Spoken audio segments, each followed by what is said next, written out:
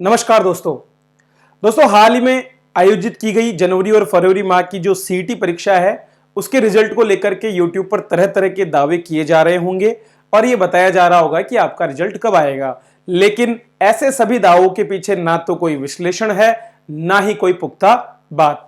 तो आज इस कक्षा में मैं आप सभी से तथ्यों के साथ में विश्लेषण सहित यह बताने का प्रयास करूंगा कि आपके सीईटी ग्रेजुएशन लेवल और 10+2 दोनों का ही रिजल्ट जो है कब तक आने की संभावना है।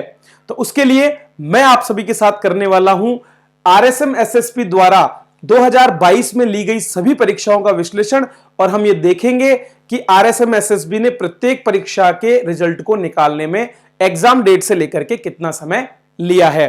तो इस कक्षा को पूरा होने के बाद मैं आपको वो एग्जैक्ट टाइम लिमिट दे पाऊंगा जिस लिमिट में आपका रिजल्ट जो है जारी कर दिया जाएगा और उसके पीछे क्या कारण है उन पर भी हम बात करेंगे।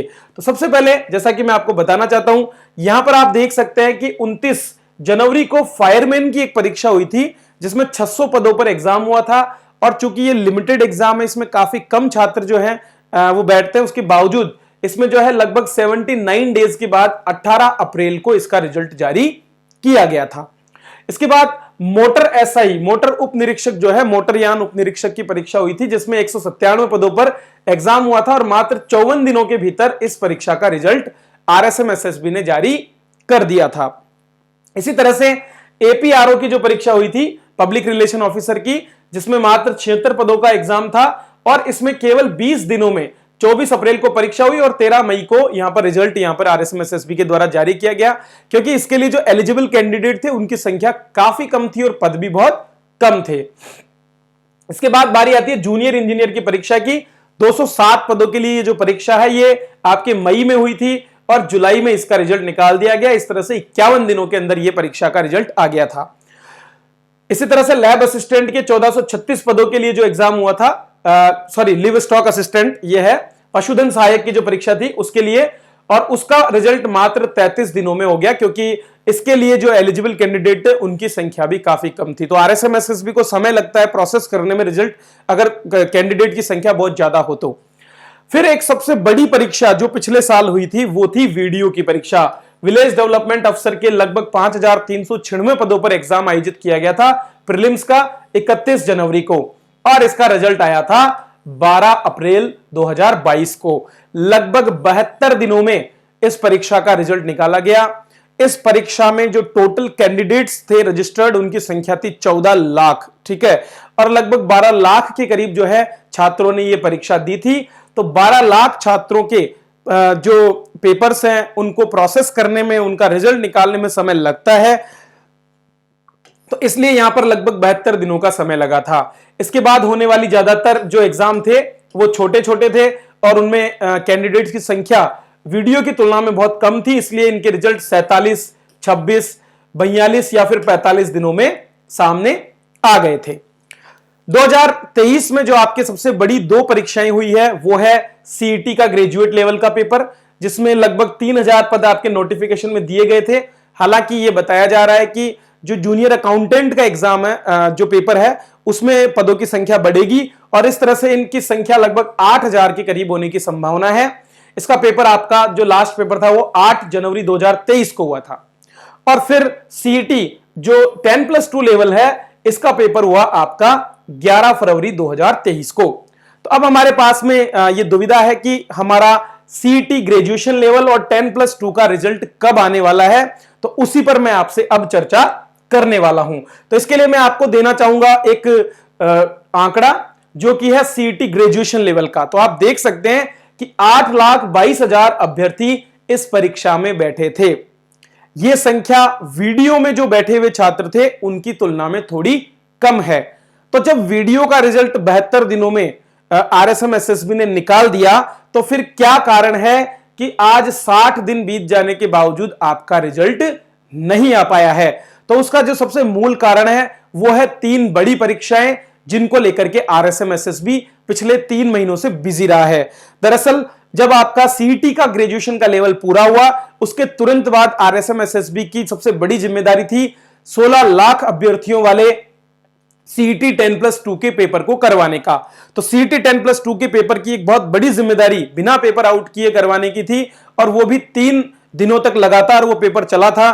तो ऐसी परिस्थिति में आप जानते हैं 11 फरवरी तक ये पेपर हुआ, तो उस एग्जाम पर ही पूरा का पूरा फोकस उनका रहा।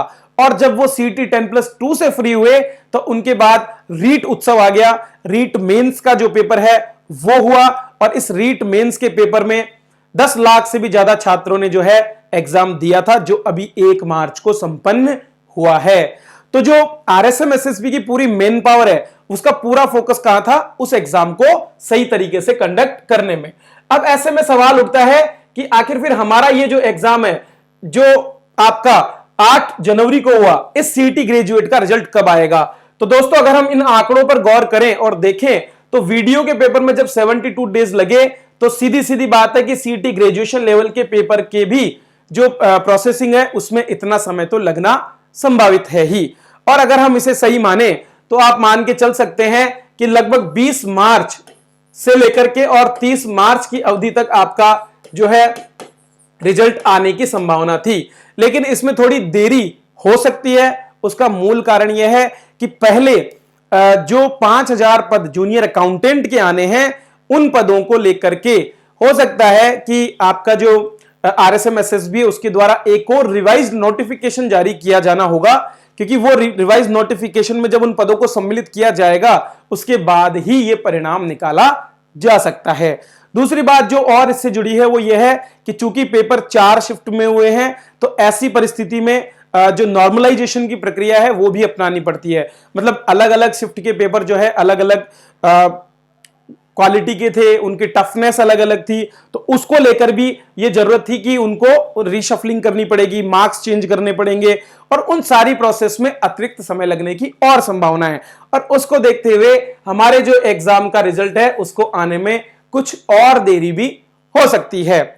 तो इन सभी चीजों को देखते हुए अगर हम सीईटी ग्रेजुएट लेवल के रिजल्ट की बात करें, तो हम निश्चित तौर पर अगर और कोई बाधा नहीं आती है, किसी तरह की और समस्या नहीं आती है, तो अप्रैल माह के शुरुआत में 1 से 10 अप्रैल के बीच में 1 से 10 अप्रैल के बीच में आपका यह रिजल्ट आने की पूरी संभावना है।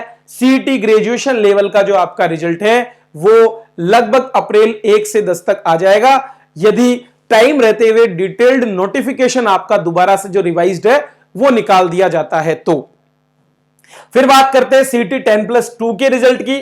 तो सीईटी 10+2 का जो रिजल्ट है वो रिजल्ट भी निकाला जाएगा, लेकिन चूंकि अभी पहला फोकस सीईटी ग्रेजुएट पेपर के लेवल जो रिजल्ट है उस पर होगा, तो इनको प्रोसेस करने में ही इतना समय लग रहा है, तो लगभग 1 महीना और अतिरिक्त हम मान के चल सकते हैं, जो कि सीईटी 10+2 के रिजल्ट को प्रोसेस करने में लग सकता है। तो सामान्यतः अगर हम 70 से 72 दिन की अवधि को लेकर के चलें, क्योंकि सबसे ज्यादा जो संख्या है 16 लाख के करीब, वो आपके इस सीईटी 10+2 के पेपर में बैठी है, और उनमें से भी लगभग 13 से 14 लाख छात्रों के करीब उनमें से जो है एग्जाम दिया होगा।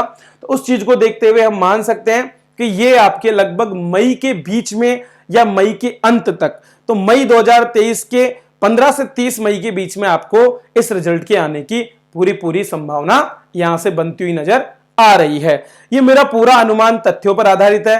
फाइनल जो भी डेट होगी वो तो आपको तभी पता चलेगी जब आरएसएम एसएसबी के द्वारा ये ऑफिशियल नोटिफाई कर दिया जाएगा कि इस तारीख को ये रिजल्ट आ रहा है। तो आप अगर इन एग्जाम्स को देकर बैठे हैं तो इनकी कट ऑफ को लेकर भी चिंता में होंगे। उस कट ऑफ पर भी मैं आपको वीडियो दूंगा, तो उसके लिए आप मेरे इस चैनल को सब्सक्राइब कर लीजिए।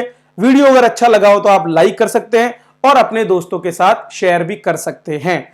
चलिए, इसी के साथ मैं आपसे विदा लेता हूं।